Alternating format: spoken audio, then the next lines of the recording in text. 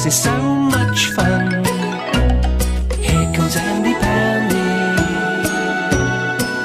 in Andy Pandy Land. Looby Loo was so pleased with the biscuits she just baked, she invited Andy Pandy to taste them. Andy was going to ask Looby for another biscuit when they heard a bird singing outside. It was singing so beautifully they wanted to see the bird. But when they looked outside, it had flown away. Looby had an idea. She thought that if they put some of her biscuits outside, the bird might fly down to eat them, and they'd be able to see it. They went home to wait for the bird to find the biscuits.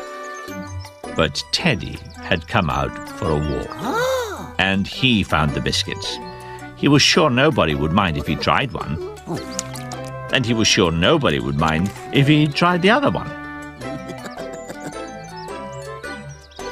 Andy and Looby waited all morning and all afternoon, but the bird who'd sung so beautifully didn't come back. Teddy wondered where Andy and Looby had been all day. Now he'd found them. He told them all about the tasty biscuits he'd found on the picnic table. At last, Andy and Looby knew why the bird hadn't flown down to eat the biscuits. Teddy wanted to know why Andy and Looby were looking so sad, so Andy told him about the bird and the biscuits they'd left out for it. Teddy was sorry he'd eaten the biscuits, but they had been very tasty. Andy told Bilbo all about the bird and its beautiful song, and Bilbo said that if they got up as early in the morning as he did, they'd hear the beautiful singing of the dawn chorus when all the birds wake up and sing to each other. They all agreed they'd get up at dawn the very next day. The next morning, Looby Loo was still asleep when the sun came up, and Andy Pandy was still asleep, and Teddy was still asleep as well. Bilbo had been waiting for a very long time. But when Andy, Looby and Teddy finally arrived, Bilbo had to tell them that they'd slept so late that they'd missed the dawn chorus. He said that if they wanted to hear the dawn chorus next day, they should try an old trick he'd learned at sea. Before they went to bed, they must each tie one end of a very long string to one of their feet and hang the other end over the playground gate. Then at dawn, Bilbo would tug the strings to wake them all.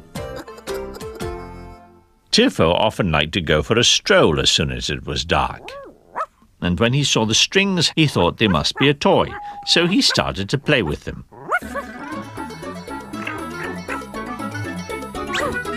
Now Andy, Looby and Teddy were all awake. Tiffo had finished his game and gone home, so there was no one there to tell them it was still early in the night, and it would be many, many hours until dawn. They wondered where Bilbo was and settled down to wait for him. But they were all very tired, and it wasn't long before they were fast asleep. Many, many hours later, Bilbo came out to wake Andy, Looby and Teddy. He was surprised to see they were up already, and he was even more surprised to see they were all fast asleep. No matter how hard he tried, Bilbo just could not wake them to hear the bird's dawn chorus. So he blew his ship's whistle. They all woke up. The whistle was very loud, but none of them could hear the dawn chorus. The ship's whistle had driven all the birds away. Everyone was very sorry to have missed the dawn chorus once again, but Looby invited them home for an early breakfast. They were tucking into Looby's breakfast when they heard a beautiful sound. It was the song of the bird Andy and Looby had heard the other day. This time, Andy could see the bird. It was only a small brown bird, but that didn't matter because it sang such a beautiful song.